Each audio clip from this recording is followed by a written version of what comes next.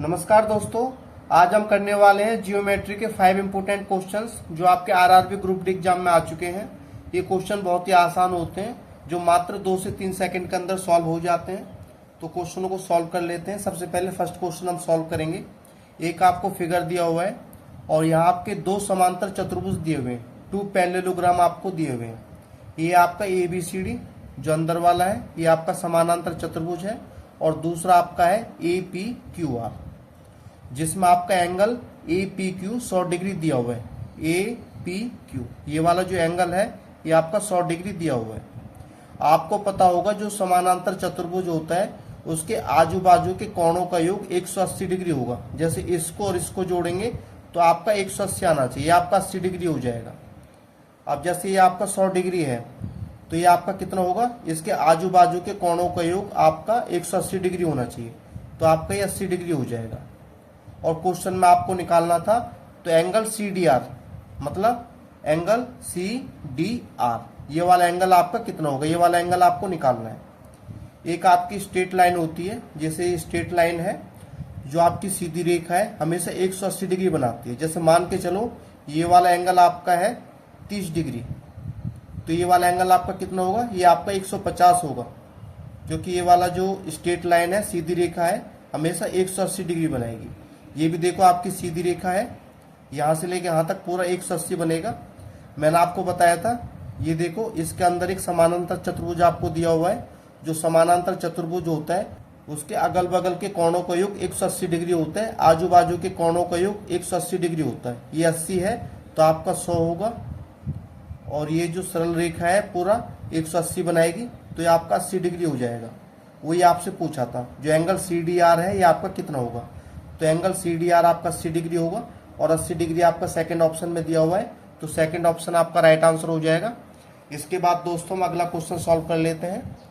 अब देखो ये आपका अगला क्वेश्चन है। क्वेश्चन को सॉल्व करने से पहले कुछ चीजें हम समझ लेते हैं। अब देखो क्वेश्चन को सॉल्व करने से पहले हम कॉन्सेप्ट को समझ लेते हैं। वर्टिकली अपोजिट एंगल शीर्षाभिमुख कोण, जो वर्टिकली अपोजिट एंगल होते हैं आपके बराबर होते हैं। जैसे 2 लाइन आपको दी हुई हैं, एक दूसरे को काटती हैं, जैसे इनके शीर्ष आपस में मिलते हैं, इसके शीर्ष आपस में मिल रहे हैं, तो ये वाला एंगल इस वाले एंगल के बराबर होगा और ये वाला एंगल इस वाले एंगल के बराबर होगा। जैसे मान के चलो ये आपका 100 डिग्री है तो ये भी आपका 100 डिग्री होगा। ये चीज़ आपको याद रखनी है, जो वर्टिकल अपोजिट एंगल है ये आपके बराबर होते हैं। वैसे इस क्वेश्चन को अलग अलग टाइप से कर सकते हैं, इससे इसको सॉल्व कर लेते हैं। अब देखो इस क्वेश्चन में आपको एक फिगर दिया हुआ है। जो AB लाइन है ये CD के पैरेलल है, ये जो लाइन है ये CD के पैरेलल है, समानांतर है। जो CD है ये EF के पैरेलल है, ये जो CD लाइन है ये EF के पैरेलल है। जो EA है ये AB पे परपेंडिकुलर लंब है, EA इस टाइप से, ये 90 डिग्री है तो ये भी आपका 90 डिग्री होगा। और देखो एंगल जो BGD है 62 डिग्री आपको दिया हुआ है, ये 62 डिग्री। मैंने आपको बताया था वर्टिकली अपोजिट एंगल जो शीर्षाभिमुख कोण होते हैं बराबर होते हैं, ये 62 डिग्री है तो ये भी आपका 62 डिग्री होगा। और त्रिभुज के तीनों कोणों का योग 180 डिग्री होता है, ये आपको पता होगा। जैसे ये 62 डिग्री है, ये आपका 90 है, तो ये वाला आपसे पूछा ये कितना होगा, तो 62 और 90 152 होता है। और 180 में से 152 लेस करेंगे तो आपका 28 डिग्री आ जाएगा, 28 डिग्री। और 28 डिग्री आपका फर्स्ट ऑप्शन में दिया हुआ है, तो फर्स्ट ऑप्शन आपका राइट आंसर हो जाएगा। और इस क्वेश्चन को दोस्तों हम अलग टाइप से भी कर सकते हैं। जैसे अगला कॉन्सेप्ट है हमारा, sum of 2 interior angle is equal to third opposite exterior angle. जैसे कोई ट्रायंगल आपको दिया हुआ है, कोई त्रिभुज आपको दिया हुआ है और उसके अंदर वाले 2 कोण आपको दिए हुए हैं, एक आपको 40 डिग्री दिया हुआ है, एक आपको 100 डिग्री दिया हुआ है। और क्वेश्चन में आपसे पूछा है कि ये बाहर वाला एंगल क्या होगा, तो यहाँ एक प्रॉपर्टी होती है, sum of 2 interior angle, sum of 2 interior angle is equal to third opposite exterior angle.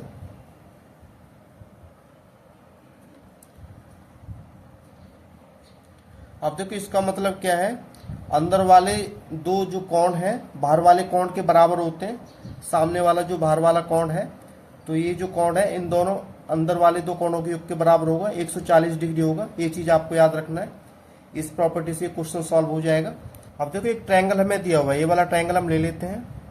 जैसे ये ट्रायंगल आपको दिया हुआ है और ये सीधा स्टेप से है, ये आपका 90 डिग्री है और ये आपका W है, ये चीज़ आपको दिया हुआ है ना, ये निकालना है। आपको पता है जो सीधी रेखा है 180 डिग्री की होती है और ये वाला एंगल आपको निकालना है, तो कैसे निकालेंगे, 180 में से 62 लेस करेंगे तो आपका 118 डिग्री आ जाएगा। आपको पता है sum of two interior angle is equal to third opposite exterior angle. जो बाहर वाला कोण होता है अंदर वाले दोनों कोणों के योग के बराबर होता है। ये 90 डिग्री है तो ये आपका कितना होगा, इन दोनों को जोड़ेंगे तो इसके बराबर आना चाहिए। तो 90 में क्या जोड़े, 118 आ जाए, 28 डिग्री आपको जोड़ना पड़ेगा। तो W की वैल्यू आपकी 28 डिग्री हो जाएगी। आप क्वेश्चन को कैसे भी सॉल्व कर सकते हैं, क्वेश्चन को सॉल्व करने के बहुत सारे तरीके होते हैं। इसके बाद दोस्तों अपना अगला क्वेश्चन सॉल्व कर लेते हैं। एक आपको फिगर दिया हुआ है और क्वेश्चन में आपसे पूछा गया है x plus y plus z की वैल्यू क्या होगी।